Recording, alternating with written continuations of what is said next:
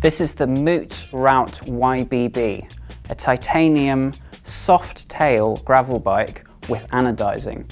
It's the 90s all over again, but it's achingly on trend. You may remember my colleague Ruben had a Routt RSL. This is a very similar bicycle with one key difference, and that is the rear suspension. This is a suspension design that goes back to the 1990s because Moots has been doing slightly left field bikes since forever. It's an elastomer combined with a spring hidden inside here, and it gives you about 20 millimeters of rear axle travel. There's no pivot or anything down here. It relies solely on flex from the chainstay because titanium is famously a nice springy material. Moots is known for its particularly lovely titanium bikes. All of the welds on them are double pass, which is supposed to be better for long-term durability, and they have that stacked diamonds look, which is the mark of a good welder.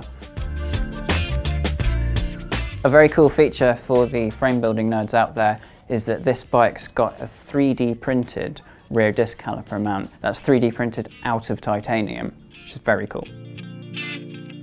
Everything about this bicycle is beautiful and practical. It's got a threaded bottom bracket, mechanics will love that. It has hidden fender mounts on the fork and lovely eyelets at the rear dropout. And of course, the stem and seat posts are Moots' own titanium items. There's clearance for 45mm tyres officially, and you can run 2x or 1x cranks according to your preference. It's got 3 sets of bottle cage mounts. There's an extra pair tucked underneath the down tube, and the cabling is all internal on this one.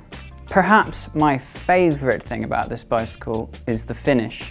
Now, Moots gives you a huge range of options, but this has the Stanley finish, which consists of incredible multi-fade anodizing, which is somehow really 90s, but really, really cutting edge and cool looking. It has this amazing shift from one colour to another, and it shines out of that matte titanium finish just beautifully.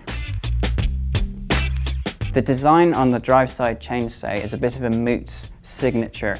It's taken from a carpet in the Estes Park Hotel, which famously featured in The Shining, filmed in Moots' home state of Colorado.